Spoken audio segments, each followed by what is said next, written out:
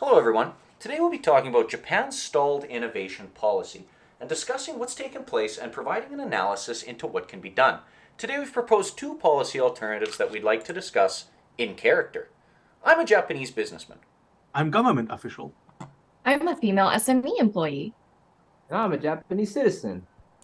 In the last 3 years, Japan has consistently ranked 13th in the Global Innovation Index. This prompts a crucial question: what's going wrong with Japan's innovation? Noticeably, Japan is also ranked 25th in terms of output creativity in the Innovation Index. This indicates a decline in the creative aspect of Japanese products. Let's make it more relatable. Think about your cell phones. How many of you use a Japanese brand like Sharp, Sony, or Panasonic cell phone? The fact that few do highlights a significant issue. Japanese companies have failed to keep up with the global competitors like Apple and Samsung. Why is this? Japan historically excelled in process innovation, making existing systems and products more efficient, but this focus has led to major problems such as lack of adaptation to demands of customers, inability to create new markets, reduced incentives for innovation, and missed opportunities for new markets. Japan's path dependency or relying on industrial policies rather than innovation policies limited its ability to respond to new market demands and technological changes. Actors like SMEs that are interested in and capable of innovation are excluded from innovation strategies, while large established conglomerates which are not interested in innovation because they are already rich determine the innovation path of Japan. And this explains why Japan is no longer a top global innovation performer and why Japanese cell phones are no longer in your pocket. I think relying on the existing system is good. No way. Yeah, no way. I think we should do the same thing we've been doing for 70 years. But why should Japan change? Where do they stand to benefit? Well, three areas stand out. First of all, by increasing the diversity of ideas, Japanese products will be able to better respond to consumer markets and allow them to explore new markets and areas of business.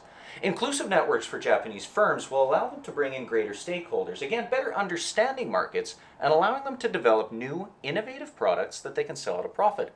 Competitive innovation, not only for the sake of growth, but for the sake of innovation, will allow Japan to change and move into the future and grow into a greater society.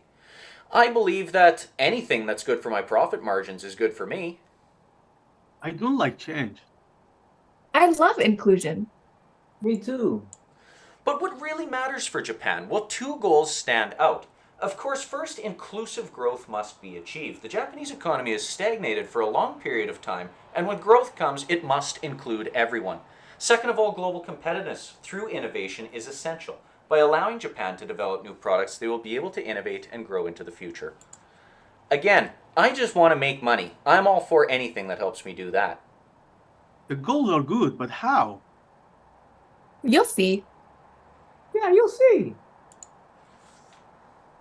To evaluate our two policy options, we'll be using three main guidelines. First is political and cultural feasibility, second is institutional capacity, and third is economic cost-benefit analysis. You'll be surprised with what we come up with. My option is really good. Again, I'm just here to make money. I don't think so. They are good. The first policy option we'd like to present is institutionalizing a framework for SMEs to engage with the Japanese citizens. This will be done by utilizing grassroots organizations that Japanese citizens are already included within and matching those to SMEs in order for SMEs to find new and innovative solutions. These solutions would help to be specific to local societal needs and promote inclusive growth. This sounds amazing. Well, wait till you hear what I have. I'm starting to warm up to this. See what happens. Democratizing policy-making process to institutionalize a mechanism for including public participation in the making of innovation policies is a second option.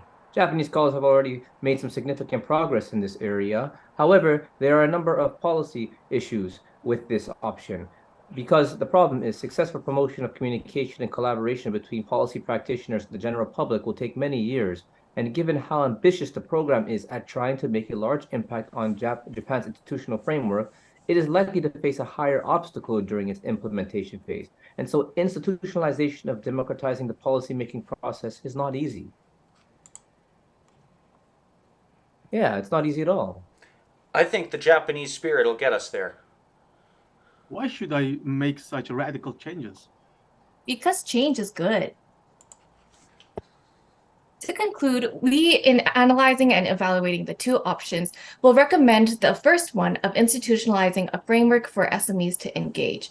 As Teddy, the Japanese citizen, mentioned, there are significant obstacles in cultural and political feasibility for the second option. This first option provides an opportunity at the margins for the inclusion of diverse actors, which will allow Japan to accommodate and flexibly change in order to accommodate for new diverse actors. Thank you very much. Yay! Yeah.